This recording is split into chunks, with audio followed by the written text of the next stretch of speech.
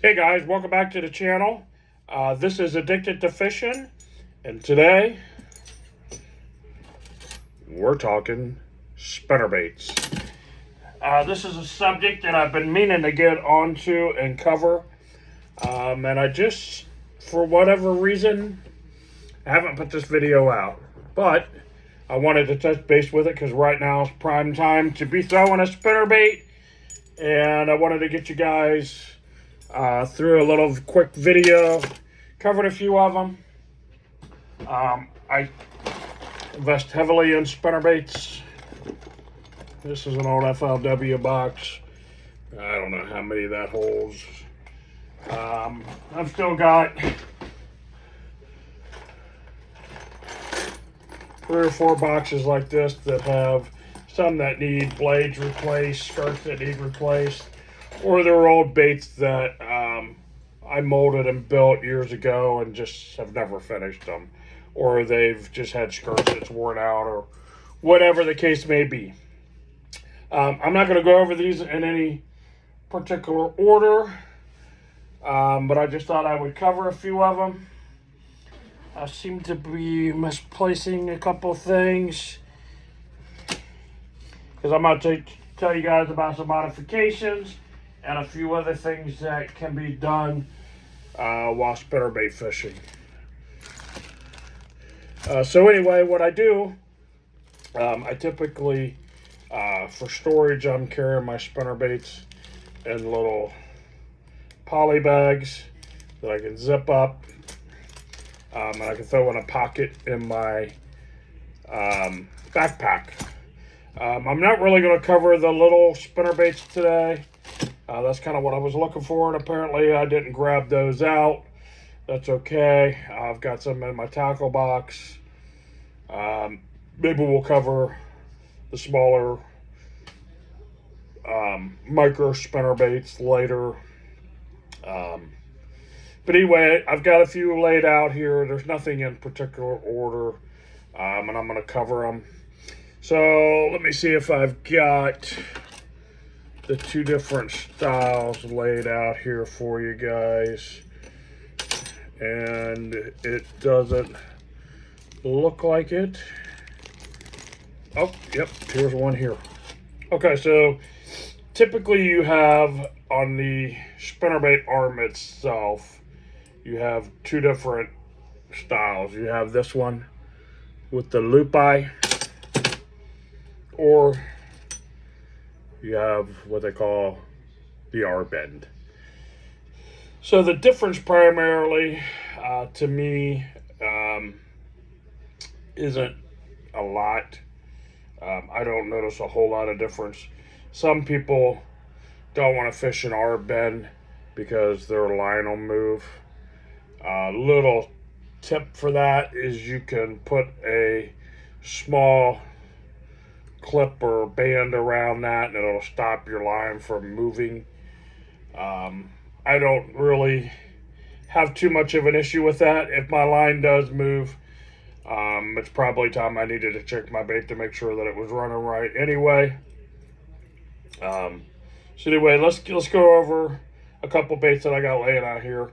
First of all, this is an old school Terminator bait and a bluegill pattern. It's a great bait, and you're going to notice one thing with a lot of these baits, and I'll explain why. I throw a lot of double willow. I do throw Colorado and in Indiana, and I'll hit on this and real quick why I pick a double willow. And it doesn't matter the water clarity. I'm pretty much throwing a double willow all the time. Reason being is that I think it mimics shad the best. That's actually how that should be rigged. I put that this Zaco style trailer on there just to see how it would go. But anyway, let's get back to the blades. I'll pick a double willow because I think it best resembles a shad, not only in appearance but in sound. I've watched some underwater videos out there, and I've watched enough that I've come to that conclusion that to me it just sounds, you know, most like a shad. This guy is, I believe, a battle baits. We've got a couple of those. Flint makes some really good baits. Another bluegill pattern.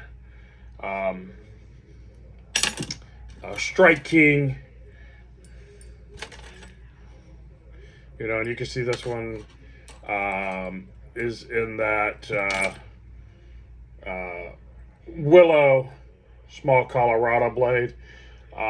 This one happens to have a trailer hook on it, and I'll cover that while we go as well. A booyah. Some of the specialized ones that I'm throwing, and I got 3 of them laid out here for you, is a multi-bladed. This is a skeet reese. Lucky Craft. It's just got 3 Colorados on it. And this is, I believe, another Lucky Craft. And it's got 4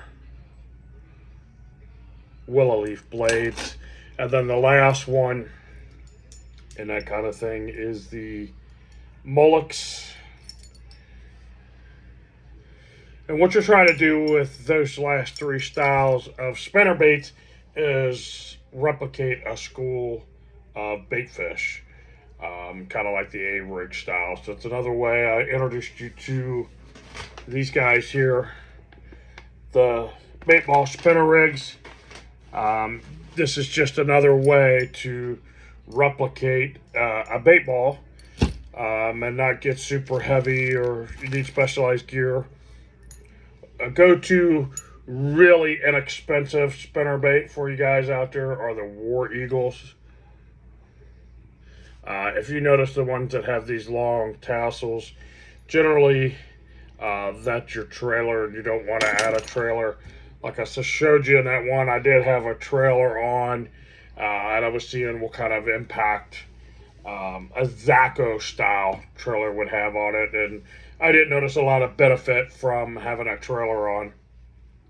But anyway, guys, I'm not going to go through too many different baits. There's a ton of them out there. If I was going to take what I've showed you and pick just one, and only one, I would probably go with, where did I put it? I don't know.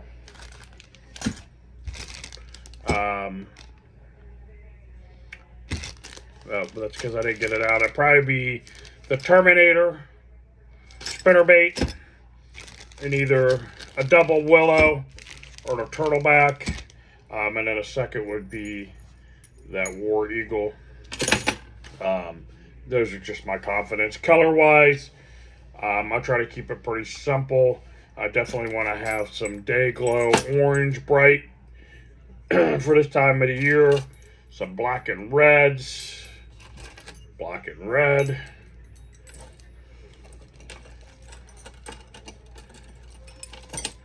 Black and red. Keeping it pretty simple. I don't want to keep a lot of different colors out there. One of the things I do, and let's go into some of the hacks that I have for you guys. One of the things I like to do, especially, let's pick one here. This is a War Eagle spinnerbait that I changed the skirt on. I didn't like the color skirt. It's got a turtle back blade on it, little Colorado. Is to help you have a broad spectrum of different style spinnerbaits. You can get a little 1/4 ounce, 3/8 ounce, 1/2 ounce, whatever it is spinnerbait. And if it's got a hole in skirt versus a banded skirt, and we'll pull out one of each of those here real quick, just in case some of you don't know the difference. A banded skirt will look like this. It's got a little band on it. Those can be changed out while you're on the water, but these are so much easier. This is what I call the hole in. where it's got that kind of grommet in it. And you can change that out rather quickly. So what that'll do is if I have this pack of skirts in my backpack, I could carry just 3 or 4 different spinnerbaits, but cover a variety of different water conditions. Another thing that I like to do is I like to keep a lot of extra blades on hand. We're just going to pull out, and we don't want bladed jigs. This is some of those turtlebacks or the Oklahomas. I keep those ball bearing swivels on hand, and that way I can make some modifications like this one here. If this will be a covert.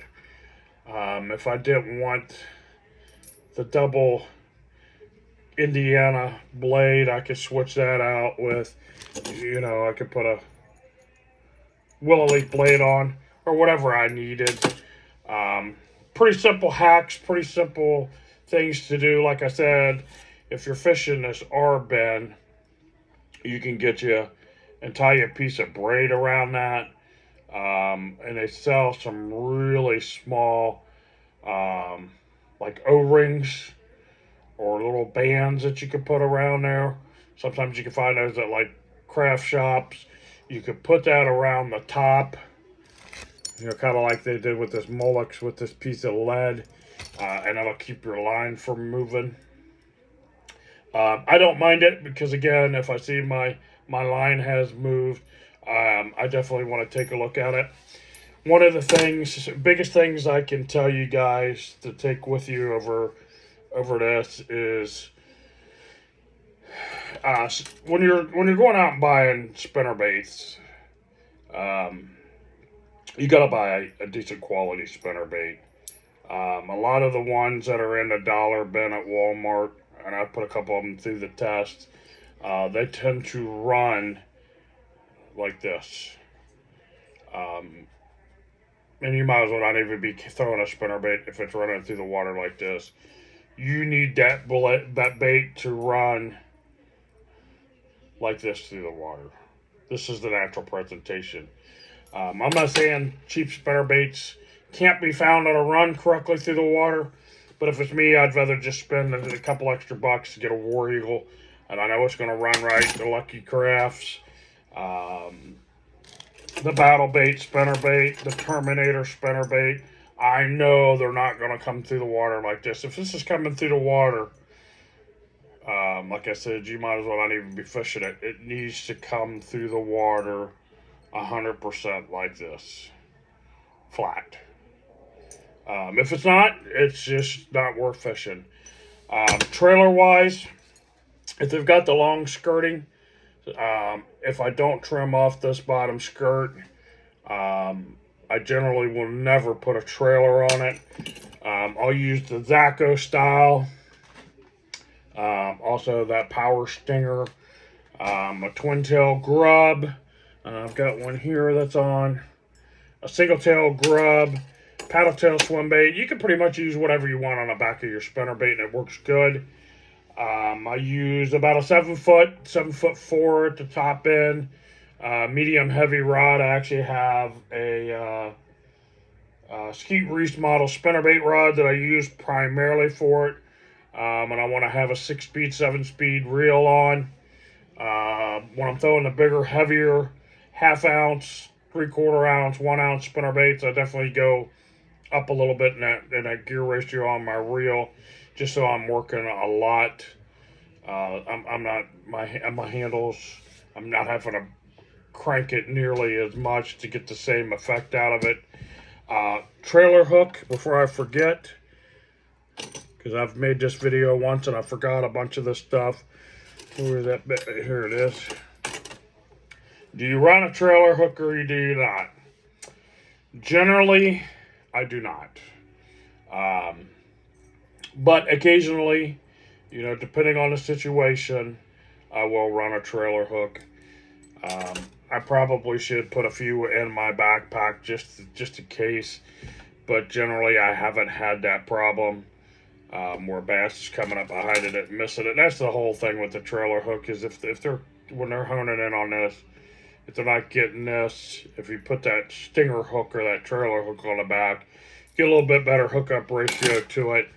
I let the fish tell me, you know, when I'm throwing a spinnerbait, most of the areas, I'm getting spinnerbaits that are like this in our mouth, or they're like this in our mouth, and that just tells me that there's no trailer hook that's needed.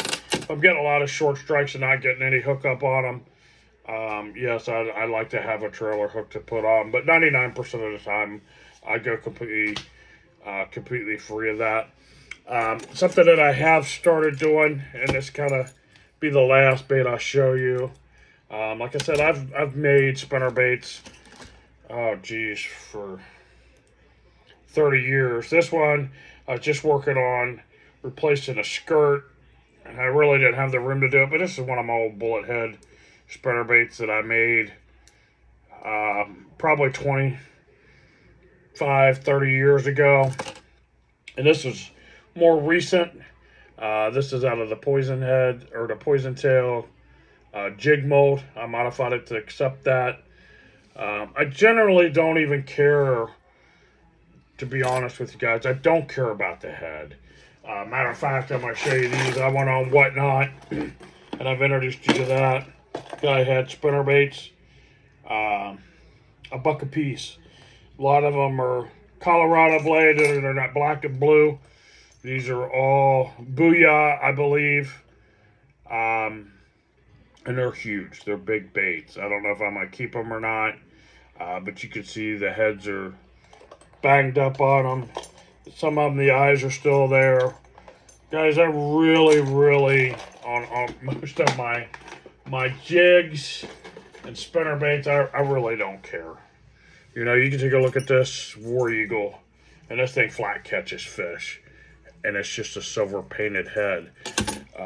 Is it going to catch less fish than a Terminator? No, not really. One thing else that I'll mention about this is the wire diameter.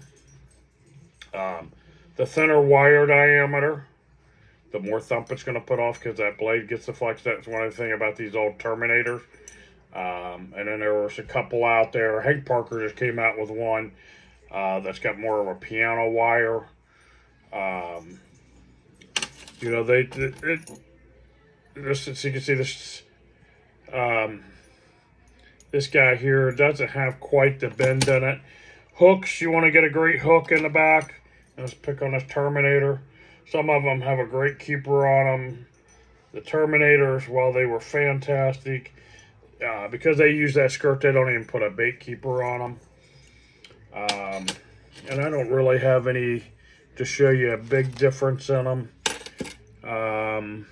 Another little modification that I just noticed is adding rattles. You can add rattles to your spinnerbait. But most of these don't have, it's a real light wire. That lighter wire is just going to give you more flex in that arm. Hook keepers. There's a Booyah. You see it's got that little wire keeper. Some of them just have, this is another,